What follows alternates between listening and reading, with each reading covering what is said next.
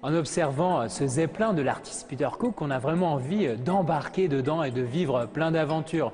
Et c'est dans cet état d'esprit d'imaginaire et de voyage que je vous propose la dernière rubrique de cette émission Culture T, la rubrique Beau Livre.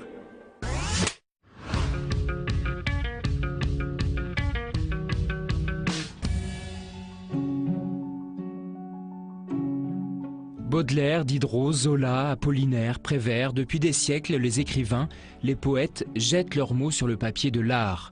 De leur création surgit la description de peinture et de leurs peintres.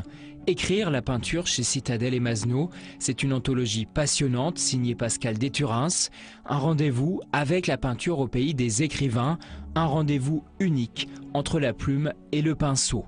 Comme Prévert le comptait en 1949 sur un tableau de Pablo Picasso. Et la lueur, aveuglante, d'un paquet de bougies, une fenêtre sur la mer ouverte comme une huître, le sabot d'un cheval, le pied nu d'une ombrelle, la grâce incomparable d'une tourterelle, toute seule dans une maison très froide.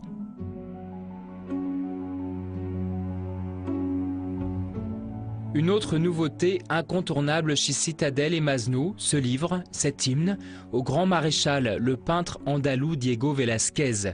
Il est l'une des grandes figures de la peinture du siècle d'or. Son style, véritable reflet de l'âme, est une plongée stupéfiante dans la chair et dans l'esprit. Ce livre retrace le parcours exceptionnel de l'artiste, de sa jeunesse à Séville, à ses années madrilènes, puis de ses nombreux voyages en Italie.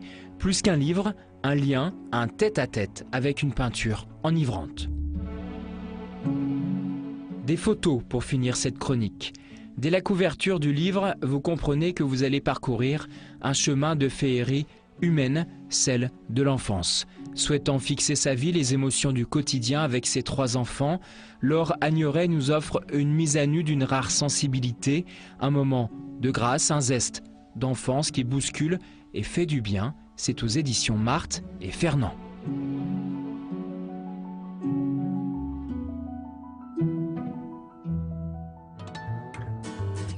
C'est la fin de votre émission Culture T ici à Orléans. Merci de nous avoir suivis.